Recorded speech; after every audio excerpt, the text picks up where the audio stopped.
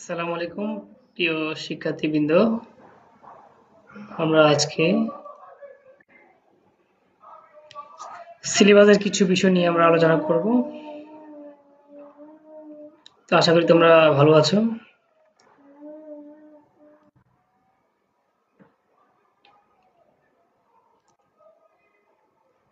Computer science and technology first semester সিলেবাসে total বিষয় রয়েছে 7টি। কম্পিউটার ল্যাবরেটরি প্র্যাকটিস 3.1-2 আমরা গতদিন বলেছিলাম আমরা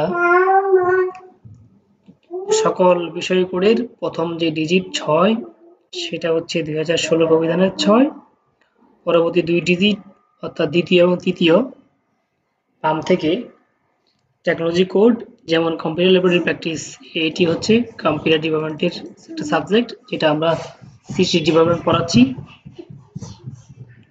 কম্পিউটার অ্যাপ্লিকেশন বিষয়টি কম্পিউটার টেকনোলজি ডিপার্টমেন্টের সাবজেক্ট যেটা হচ্ছে আমরা পড়াচ্ছি, যেটি হচ্ছে ফার্স্ট সেমিস্টারের একটা সাবজেক্ট। অর্থাৎ 4 নাম্বার যে ঘরটা আছে সেটা হচ্ছে সেমিস্টার নির্দেশ করে, 4 নাম্বারটা হচ্ছে সেমিস্টার। তার মানে আমরা দেখতে পাচ্ছি সকল সাবজেক্টের এখানে চতুর্থ যে ঘর সেই ঘরটা হচ্ছে 1 মানে ফার্স্ট সেমিস্টার। এরপরে 5 নাম্বার যে ঘরটা আছে সর্বশেষ যে ডিজিটটা আছে সেই ডিজিট দেওয়া আছে 1 মানে হচ্ছে এই টেকনোলজির এটা প্রথম সাবজেক্ট, এবং কম্পিউটার ল্যাবরেটরি প্র্যাকটিস দ্বিতীয় সাবজেক্ট, এবং সপ্তম যে সাবজেক্টটা রয়েছে 6-7 অর্থাৎ 6 হচ্ছে 16 প্রবিধানের 6, 6-7 হচ্ছে ইলেকট্রিক্যাল টেকনোলজি কোড। 1টা হচ্ছে ফার্স্ট সেমিস্টার, 2 হচ্ছে এটা হচ্ছে ইলেকট্রিক্যাল টেকনোলজি 2 নাম্বার সাবজেক্ট। এরপরে নন টেক ডিপার্টমেন্ট যেটা আমরা বলেছিলাম যে আরএস বা রিলেটেড সাবজেক্ট নর্মালি তিনটা টেকনোলজি কোড, তিনটা কোড রেফার করে। একটা হচ্ছে 5.8, হচ্ছে 5.9 আর 5.7। তো 5.9 সাধারণত 5.9 হচ্ছে সায়েন্সের জন্য ব্যবহার করা হয়, যেমন 65911 1 হচ্ছে ফার্স্ট সেমিস্টার, এই 1 হচ্ছে ফার্স্ট সেমিস্টারের প্রথম সাবজেক্ট। 65913 অর্থাৎ এটি হচ্ছে ফার্স্ট সেমিস্টারের তৃতীয় সাবজেক্ট কেমিস্ট্রি। 1-2 হচ্ছে ফিজিক্স 1 যেটা ডিটিএনডি ডিপার্টমেন্ট পড়তেছি। 658টা হচ্ছে মূলত সোশ্যাল সায়েন্স এবং ফিজিক্যাল এডুকেশন সহ বিভিন্ন সাবজেক্টের ক্ষেত্রে 5.8 ব্যবহার করা হয়। কিছু কিছু সাবজেক্টের ক্ষেত্রে 5.7 ব্যবহার করা হয়, যেমন বাংলা, ইংলিশ সেগুলির ক্ষেত্রে 5.7 ব্যবহার করা হয়। সাবজেক্টের নাম থাকবে, তো সাবজেক্টের নাম যেটা আছে আমরা সেই নামটাই আমরা লিখবো, মুখস্থ করব। যেমন আছে কেমিস্ট্রি, আমরা কেমিস্ট্রি লিখবো, রসায়ন না লিখে আমরা লিখবো কেমিস্ট্রি। ম্যাথমেটিক্স 1 কে আমরা ম্যাথমেটিক্স 1ই লিখবো। ওই জন্য আমরা যদি বাংলা লিখি ময় জফলা আকার থ, অর্থাৎ ম্যাথমেটিক্স আমরা এইভাবে লিখবো ম্যাথমেটিক্স 1 বা ম্যাথমেটিক্স 1। আমরা গণিত 1 লিখবো না, গণিত 1 বলবো না। টি মানে থিওরি, পি মানে প্র্যাকটিক্যাল, সি মানে ক্রেডিট, থিওরি প্র্যাকটিক্যাল ক্রেডিট যেটা বোঝাচ্ছে।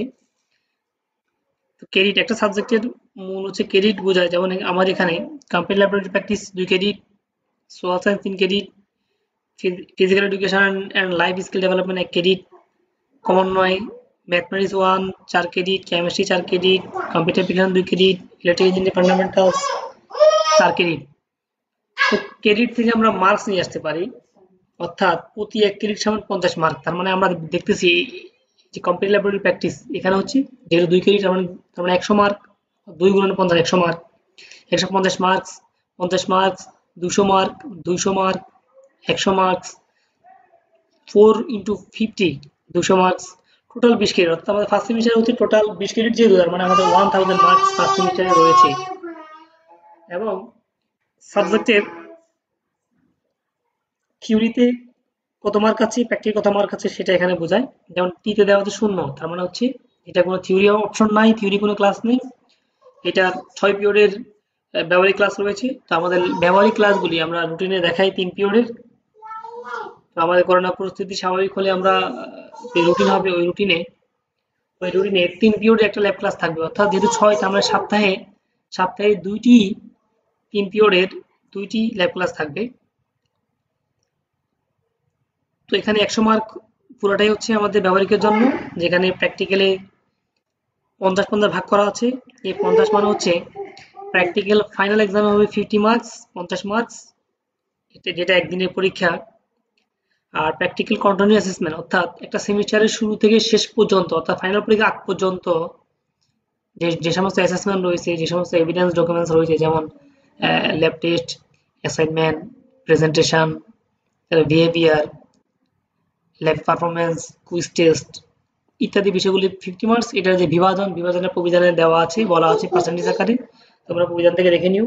আবার এখানকার 50 মার্কের যে বিভাজন সেটাও তোমাদের প্রবিধানে দেখানো আছে। তো এখানে প্র্যাকটিক্যালি ক্ষেত্রে হচ্ছে পাস করতে হয় ইন্ডিভিজুয়াল, অর্থাৎ এখানে 50 মার্কসের মধ্যে তোমার পাস করার জন্য 40% মার্কস পাইতে হবে। 40% মানে হচ্ছে 50-এর মধ্যে তোমার 20 পাইতে হবে। আর প্র্যাকটিক্যাল কন্টিনিউয়াস সেম, 50-এ 20 পাইতে হবে। 20 পাইলেই এই পোর্শন পাস, এখানে 20 পাইলে এই পোর্শন পাস। এরপরে দুইটা মিলিয়ে সবগুলো 4টা পোর্শন যদি মার্ক থাকে 4টা পোর্শন যোগ করেই এরপরে আসবে গ্রেড। যেমন আমরা যদি সোলার সায়েন্স দেখি, যেটা ভিন্ন চিত্র, যেখানে টি মানে তিন মানে হচ্ছে এখানে 3 ক্রেডিট, থিওরির জন্য 3 ক্রেডিট আছে, 3 ক্রেডিট, আর সপ্তাহে 3টা থিওরি ক্লাস। প্রবিধানে বলা আছে যে থিওরি পোর্শনের ক্ষেত্রে এক পিরিয়ড সমান 1 ক্রেডিট, আর প্র্যাকটিক্যাল পোর্শনের ক্ষেত্রে 3 পিরিয়ড সমান 1 ক্রেডিট। এখানে 150 মার্ক, 150 মার্কের বিভাজন প্রবিধানে বলা আছে যে থিওরি অংশের বিভাজনটা হবে 40% 60%, অর্থাৎ 40% কন্টেন্ট অ্যাসেসমেন্ট আর 60% হচ্ছে ফাইনাল এক্সাম। প্র্যাকটিক্যালের ক্ষেত্রে হচ্ছে 50-50, অর্থাৎ অর্ধেক মার্ক প্র্যাকটিক্যাল কন্টিনিউয়াস আর অর্ধেক মার্ক হচ্ছে প্র্যাকটিক্যাল ফাইনাল। তো আমরা আরেকটা সাবজেক্ট দেখি। সবগুলি সাবজেক্টের বিষয় একই রকম। আমরা ইলেকট্রিক্যাল ইঞ্জিনিয়ারিং ফান্ডামেন্টাল যেটা আছে সেটা আমরা দেখি, সেটা নিয়ে আমরা আলোচনা করি, যেটা থিওরি এবং প্র্যাকটিক্যাল দুই পোর্শনই আছে। যেমন এখানে ক্রেডিটের মধ্যে হচ্ছে 4 ক্রেডিট দেওয়া আছে। তো 4 ক্রেডিট মানে হচ্ছে 200 মার্ক। 200 মার্কের মধ্যে এখানে থিওরি টিতে দেওয়া আছে 3 মানে হচ্ছে সপ্তাহে 3টা থিওরি ক্লাস মানে হচ্ছে 3 ক্রেডিট। এখানে 3 ক্রেডিট মানে হচ্ছে 4 ক্রেডিট মানে 3 ক্রেডিট এখানে, তার মানে 150 মার্ক হচ্ছে থিওরিতে। আর প্র্যাকটিক্যালে 3 মানে হচ্ছে 1 ক্রেডিট, তার 50 মার্ক হচ্ছে প্র্যাকটিক্যালে। আর প্র্যাকটিক্যালে 50 মার্কের বিভাজন হচ্ছে 50-50 করে, মানে অর্ধি, অর্থাৎ 25 প্র্যাকটিক্যাল কন্টিনিউয়াস আর 25 হচ্ছে প্র্যাকটিক্যাল ফাইনাল। আর 150 মার্কের মধ্যে বিভাজন 150-এর ক্ষেত্রে হচ্ছে 40% থিওরি কন্টিনিউয়াস অ্যাসেসমেন্ট আর 60% হচ্ছে থিওরি ফাইনাল এক্সাম। 90, যে অর্থাৎ এই 90 হচ্ছে বোর্ড থেকে প্রশ্ন আসবে, একদিনের পরীক্ষা, অর্থাৎ ফাইনাল পরীক্ষা, যেখানে 3 ঘন্টার একটা পরীক্ষা হবে 90 মার্কসের।